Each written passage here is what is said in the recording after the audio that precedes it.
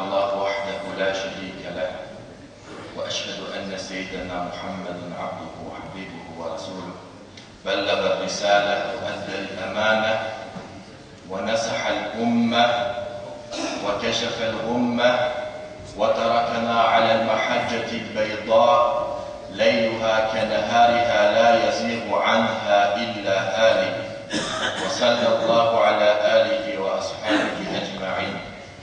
Amma ba'd. Скъпи братя, мюсюлмани, слава на Аллах Азза ва Джал, Господаря на световете, всемилостивият, милосърдният, владетелят на съдния ден, този, който ни създаде и този, който ни прати на този свят временно, за да ни изпита, този, който ни дава препитанието, този, който негова е благодатта да сме мюсюлмани, отправяме към него безбройни благодарности. Също отправяме изключителни благодарности и поздрави към неговият последен пратеник Мухаммад саллаллаху алейхи ва саллям, който извести посланието на Аллах Азза ва Джал към цялото човечество, към неговото семейство, неговите сподвижници и неговите последователи до съдния ден. И след това отправяме специални благодарности към джамийското настоятелство, което ни покани днес и е причина да сме заедно. И към имама на селото, и към всички вас, които сте дошли днес тук. И ние винаги сме свикнали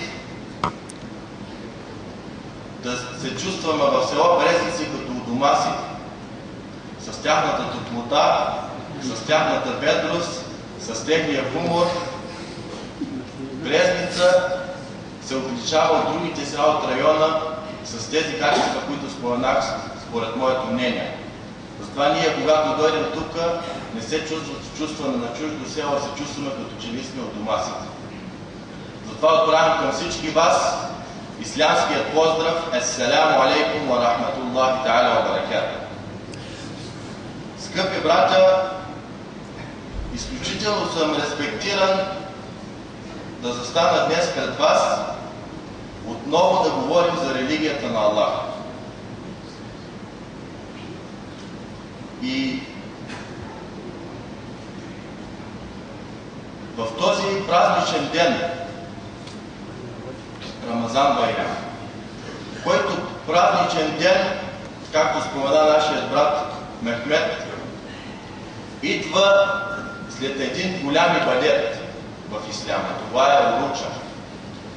Дори може да кажем, че идва след една голяма школа месец Рамадан, защото месец Рамадан не е само определен ибадет, който се изпълнява. То е школа, в която школа влиза мюсюлманската общност за един месец и покачва от нейната вяра, от нейната душевност, от нейните добри дела, от нейния нрав, подобрява се във всички аспекти.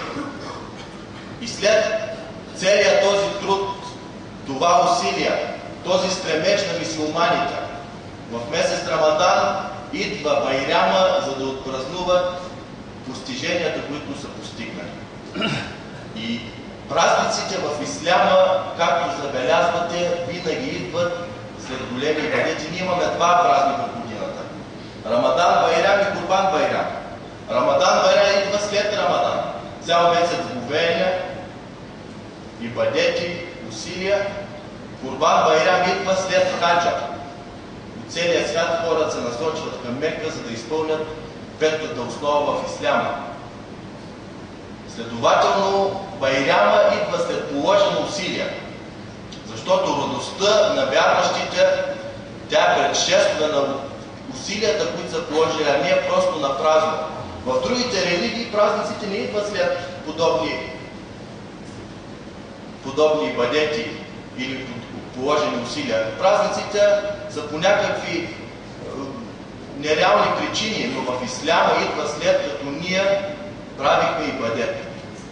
За да се отблагодарим на Аллах Азза ва че ни е напътил, и за да се подсетим за деня на съдния ден, в който вярващите ще се радват, подобно както се радват днес вярващите на Байряма, онези, които през земния живот са вярвали и са изпълнявали, и са се борили, и са търпели по пътя на Алталя, и са спечелили неговото задоволство, на съдния ден, както днес ние сме радостни и щастливи, ще бъдат по същия начин радостни и щастливи.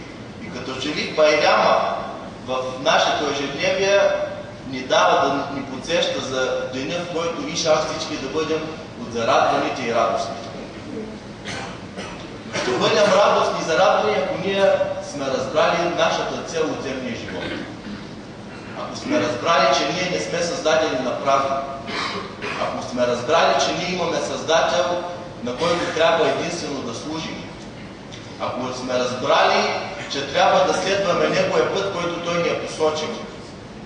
Ако всичко това сме го разбрали и асимилирали и приложили в нашия живот, на съдния ден ще бъдем от групата, за които казва Аллах Азza wa Jal: „Инна алладина қалу раббуна Аллах, thumma istaqamu, татаназзалу алейхимул малаикату“. Казва унези, които казват Аллах е нашия Господар, след това следват правия път. Ще слезнат мелейкетата и ще кажат: не се страхувайте и не скърбете. И ще бъдете наградени с това, което ви беше обещано. И се радвайте за това, което ще бъдете наградени, за което ви беше обещано. Радвайте се. Затова вижте двете неща, онези, които казаха Аллах е нашия Господар и точка. Приключва историята. Не. Които казаха Раббуна Аллах, Аллах е нашия Господар, и след това последваха правия път. Затова, за да ни удължавам в увода, скъпи братя, идеята е, че радостта на съдния ден трябва да бъде подобна на днешния ден след положените усилия в земния живот. Скъпи братя, в кратката тема, която ще ви изложа и няма да удължавам,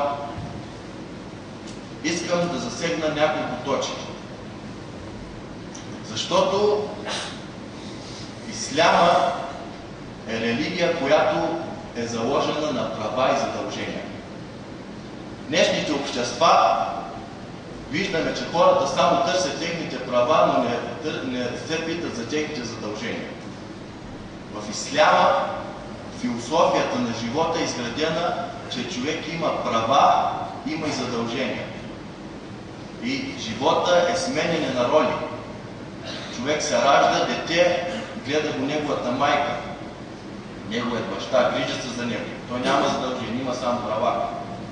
Но идва момент, когато той пораства и става продуктивен, можещ човек, а неговите родители стават възрастни, той взима тяхната роля, той ги гледа, а те получават. В Исляма нещата се въртят, ролите се сменят. Човек има права и задължения. И в хадиса или в случката, когато един от сахабетата Абу Дарда, който беше страшно служещ на Аллаха Азza wa Jal човек, отдаден на Аллах, и неговата съпруга се оплака от него, че той не обръща внимание на семейството, само коаля нощен намаз, говее и не обръща внимание и правата не дава на семейството. Когато чу това, негов приятел, друг сахабин, който се казва Салман Ел-Фариси, отиде да го посети. Когато отиде в неговата къща, той беше говеещ, но Салман, когато му поднесе храна, каза: аз няма да ям, докато ти не ядеш. Говееше извън Рамадан, суннет, не фарс, не в Рамадан. И тогава той се принуди и разговя с него. След това, на вечерта, когато искаше да стане и да хване нощен намаз, каза: седни, няма да хванеш нощен намаз. Него е приятел. И накрая му каза едни думи, които са правило в Исляма. Каза: ей, Салман, казва, имаш задължения към Аллах и Аллах има права към тебе, и твоето семейство има права към тебе, и твоите деца имат права към тебе, и твоите кумши, и твоите, и дай на всеки, който има право, правото.